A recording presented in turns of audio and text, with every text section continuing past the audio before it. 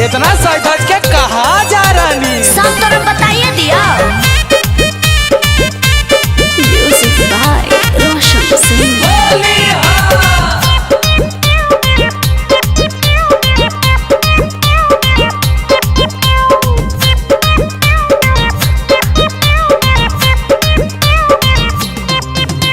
घर से नहीं बाहर निकल है अकेले के छौड़ी होलिया में। तोर बाप के राज है की? देखते फाटा उठा के ले जाई तो के छौड़ी कोलिया में। क्या कर दिन भारी हो गले।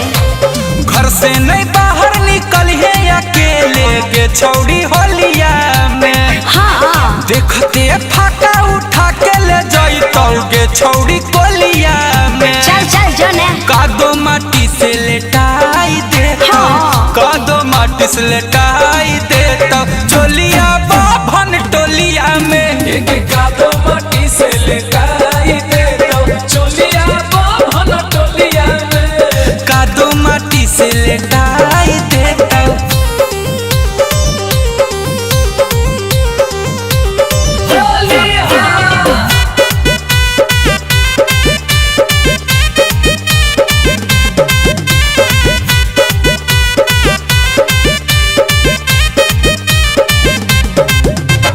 अहिर बाबू साहेब बाभन बसती तीनों है बदनाम गे। सब पता है। केकरो से नहीं डरो है आगे। अच्छा। की होता अंजाम गे। गे की रे? अहिर बाबू साहेब बाभन बसती हाँ। तीनों है बदनाम गे। तो की करिए? केकरो से नहीं डरो है आगे। की होता अंजाम गे। हाँ रे। चाहे कतो कर्मी माना ये जान। हाँ। चलता नहीं कोनो बहाना ये जान। अच्छा। चाहे कतो कर्मी माना ये जान। चलता नहीं कोनो बहाना ये जान। सब डाल देता रंग तोरे चोलिया में। हाँ। चोलिया में हरे चोलिया में। कादो माटी से लेटाई देता।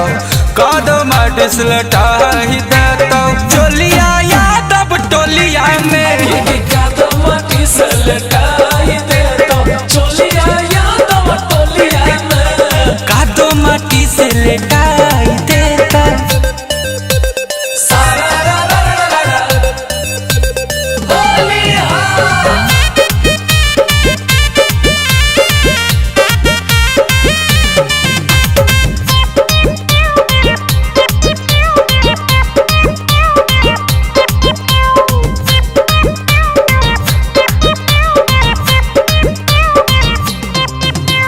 भर फागुन छौड़ा सबके मूड रहो है बन लगे।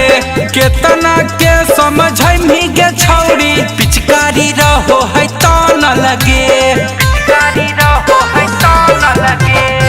भर फागुन छौड़ा सबके मूड रहो है बन लगे।